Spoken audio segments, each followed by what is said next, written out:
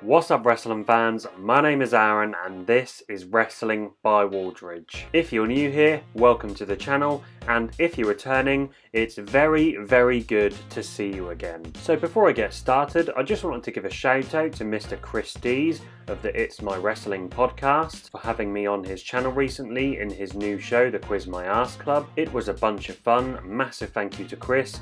Make sure you go and check out his channel guys and give it a subscribe. I've actually got a number of exciting collabs coming up soon with the likes of Steve from SEW and the boys from the Wrestling with the Truth podcast, which is absolutely fantastic. I highly recommend you check those guys out. There's just so many great content creators out there at the moment. So in my last video, I told you how I would structure the Owen Hart Cup for AEW and who exactly would be participating in the tournament. If you missed it, then make sure you either click the link above my head right now or the link in the description down below. So in this video, I'm going to be doing some fantasy booking of how I think the Owen Hart Cup would progress using my structure. I'm only going to cover the knockout stages of the tournament in this video, as I quickly realised there is quite a lot to cover, so the round robin section of the tournament will be covered in a second part to this video, which hopefully I'll be uploading not long after. I also won't be going into too much detail into the first round matchups, as would probably be here all day. But to kick things off, I will go through all 16 first round matchups and the winners before I show the updated brackets, and then I'll move on to the second round. So the first match from round 1 of the knockout stage would be an intriguing match between former stablemates Adam Cole versus Bobby Fish. Fish missed out on the feud between the members of the Undisputed Era in NXT after their breakup because of Bobby's injuries. Thus, we didn't actually get to see a match between Cole and Fish, so you could depict this match as unfinished business between the two men. I think it would be an entertaining contest, with the story of the match being based around how well these guys know each other, so you could expect a lot of counter wrestling, but ultimately I would choose Adam Cole to progress to the next round. The next match would be a rematch between CM Punk and Daniel Garcia. Garcia has arguably given Punk his best match since his return, so I would have no problem in seeing this match again. Despite Garcia's enormous potential, I would still have CM Punk going over here, but I would make this match longer than their last encounter, and I would give Garcia a couple more close near falls just to make it that little bit more believable that he could possibly nick the win, and to show how much he has improved since his first match with Punk. Next up, Andrade El Idolo versus Orange Cassidy, the Masters of Tranquilo. I honestly think this match would be a complete barn burner. It's definitely a tough decision to make, but after a hard-fought victory, I would choose Andrade to be victorious. The following match would be between Christian Cage and the Pinnacle's Shawn Spears. It doesn't sound too exciting, but Cage and Spears have proven to be great workers throughout their entire careers, so I think it would have the potential to be decent. But Christian Cage wins and moves on to the next round. This next match would be a surefire car crash. Lance Archer versus Nick Comorotto. A first time match between these two big boys. Comorotto has made a relatively impressive start to his AEW career, and I would expect him to put on a good showing here, but I would still pick the Murderhawk Monster to pick up the victory. And then continuing the trend of big meaty men slapping meat, the following match would pit Miro versus Brian Cage. Another first time match which I think would garner a lot of interest. Both athletes have very impressive physiques, awesome strength and surprising athleticism. However, I would choose Miro to progress here. Now, some people might question why I would choose to book this next match in the first round, Darby Allin versus Jon Moxley. It might be questionable to have one of these men eliminated this early on into the tournament, but I think it would give the tournament a tremendous feeling of unmatched competitiveness. I think a match of this caliber also ensures that the first round of the tournament is just as compelling as its latter stages. Darby and Moxley have faced each other twice in AEW so far, with Moxley coming out on top on both of those occasions, but I think this should finally be the match where Allin overcomes Moxley, thus scoring the big upset in a huge moment not only for Darby's career but also for the tournament itself. The next match in the Owen Hart Cup would be Matt Sydal versus Malachi Black. I would probably expect this match to be the shortest bout in the tournament, with Malachi making quick work of Sydal for the W. The following match is another interesting prospect, which would be contested by another two associate members of a faction, Cody Rhodes versus Lee Johnson of the Nightmare family. And I would actually choose Johnson to pick up the surprise victory here. I would love to see a very overconfident Cody who completely disregards Johnson as a serious threat, but eventually gets caught with a roll-up. I know Cody keeps suggesting that he will never turn heel, but I think this result could be an excellent opportunity for that to happen. Next up, MJF versus Luchasaurus. I think the easy thing to do here would be to book some interference to distract Luchasaurus, but I would actually have MJF go over clean. If he's going to progress in a tournament, then I would want him to look as strong as possible. I could see MJF adopting a clever game plan to attack the big man's arm, which would set him up to get the impressive win with the Salt of the Earth armbar. I would then book another interesting match between Le Champion Chris Jericho versus Powerhouse Hobbs. I would pick Jericho to win here via a Judas elbow, which is still a very protective maneuver. I would certainly book Hobbs to look strong in defeat, but with his slight lack of experience costing him in the end. Jungle Boy versus Matt Hardy is the next match I would have in mind. I'm not overly fond of having Hardy in this tournament, but I do think it's realistic that he would enter. Plus, I think it would look great for Jungle Boy if he was to go over a legend like Hardy. The next match from round 1 would feature Ricky Starks versus Lee Moriarty. Lots of first-time matchups in this tournament so far. I would expect this match to be a very even affair, with Starks eventually picking up the win. In the following match, I would book Eddie Kingston versus Frankie Gazarian, perhaps two of the most underrated workers in AEW. Like the last match, I think this would be another tight affair, but I would choose Kingston to narrowly avoid defeat and move on to the next round. In the penultimate match, we would see another hard-hitting contest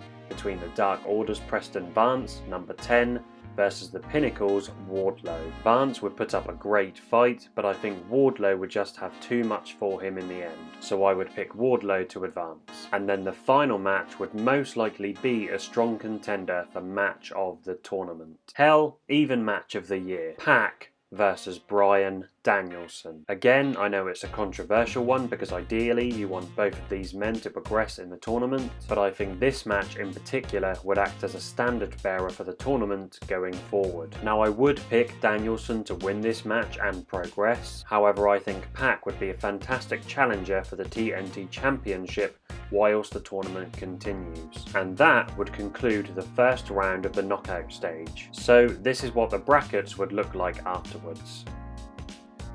Obviously there would be some surprising eliminations from round 1, but round 2 still looks pretty stacked in my opinion, and I think this is strongly emphasised by the first match of round 2. A very appealing match between Adam Cole and CM Punk. One of the biggest matchups that AEW could probably put on. Punk and Cole could tell a compelling in-ring story based around counter wrestling and their finishing maneuvers. Multiple GTS and boom attempts are either countered or avoided in a very even and fast-paced match, where commentary stress the importance of who will connect with their finisher first. Now, if Punk hasn't lost a match up until when the Owen Hart Cup begins, then I think that this would be a great occasion for that to happen. Personally, I think Cole's AEW career could benefit massively from being Punk's first defeat, plus it's something for Cole to boast about for the rest of the tournament. Cole wins after hitting the boom, but to keep Punk looking relatively strong, I don't think he should hit the GTS. The next match in the second round would be Christian Cage versus Andrade El Idolo, and I could actually see this match telling a similar story to the one between Angle and Michaels from WrestleMania 21. Andrade completely underestimates Christian's ability, but Christian actually out-wrestles Andrade and finds himself in complete control to begin with. Christian lowers the tempo with a plethora of holds, frustrating Andrade to the point where he is forced to use heel tactics to gain some momentum. Andrade increasingly finds success as the match progresses, but it's safe to say that Christian gains Andrade's respect in a very close encounter. Andrade would eventually pick up the win with a hammerlock DDT. Next up, we would have the rematch between Miro and Lance Archer. It's a shame, but I don't think their first match was really anything special. It was quite short if I remember correctly, so first and foremost I would want this to be a much longer affair. As you would expect, this match would be filled with intensity and high impact maneuvers. Archer would get a fair amount of offense in, but Miro would be in control for more of the match. I think this would coerce the fans into thinking that this match would have the same outcome as their first. However, in the finish, I would love to see Miro set up for the game over, go to apply it, but Archer fights out of it, stands up with Miro on his back, slams Miro into the turnbuckle after running backwards into it, lifts Miro up and hits the blackout for the victory. A very contentious decision, I'm sure, but I'm a big advocate for seeing Archer move back up the card,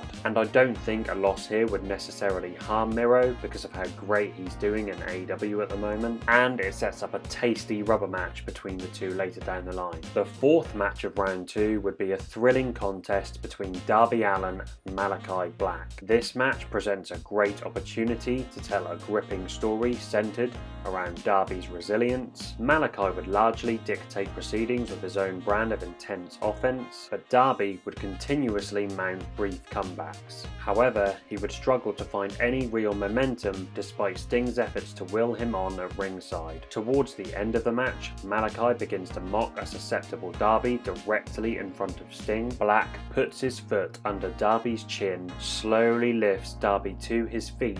He swings the Sin Eater, but Darby catches his foot before it connects, and then transitions into the Last Supper pinning combination for the huge surprise victory. Black is absolutely fuming and stares a hole through Darby and Sting as they're retreating, and you get the sense that Black might not be finished with the pair just yet. Again, I'm sure this might not be the most popular decision, but firstly, I think it could initiate a very entertaining feud between the two competitors, and I'm also feeling inclined to include some of the original AEW boys in the final round. Which brings me on to the next match between MJF and Lee Johnson. So I would definitely intend for this match to be somewhat of a breakout moment for Johnson. You could give the match 15 to 20 minutes, where you could tell a solid in-ring story where Johnson gets over with the crowd. Lee puts on a very impressive and spirited performance, where he would almost claim the victory with multiple close near falls. Perhaps you could even have Johnson perform a blade job towards the end of the match in an attempt to endear him even more to the fans. It would certainly be more of an even affair than MJF would have wanted or expected, but ultimately he would progress to the final round. Then we have another match between Chris Jericho and Jungle Boy. Now, the previous time these two faced off was when Jericho was AEW World Champion. Jungle Boy won his 10-minute challenge by avoiding defeat and subsequently proved that he could hang with a champion. However, when we look at how much Jungle Boy has improved since late 2019, I think it's safe to say that Jungle Boy could potentially do more than just hang with Chris Jericho. The story of the match would place emphasis on who could control the tempo. Jungle Boy would use his speed and athleticism to gain the momentum to begin with, but Jericho would soon be able to slow down the pace and counter Jungle Boy with his superior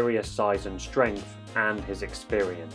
Nevertheless, we would still see excellent psychology from Jungle Boy as he works over Jericho's right arm whenever the opportunity arises. Towards the end of the match, Jericho connects with the Judas effect, but he sells the pain in his arm before he's able to make the cover. Jungle Boy kicks out of the Judas effect, which I don't think has been done before, so it would be big stuff. Commentary explains how the work done to Jericho's right arm lessened the impact of the Judas effect. Eventually, Jericho gets back to his feet, but Jungle Boy takes him back down onto the mat with a drop toe hold. He applies the snare trap and Jericho has no choice but to tap out. Jungle Boy overcomes Jericho, who displays his respect with a handshake. Eddie Kingston versus Ricky Starks would be the next match, and I think this one would have all the potential in the world to be an absolute sleeper. It's not a pairing which first comes to mind, but when you consider the ability of both men, it makes for a very intriguing dynamic. There's really no obvious winner. However, unlike Kingston,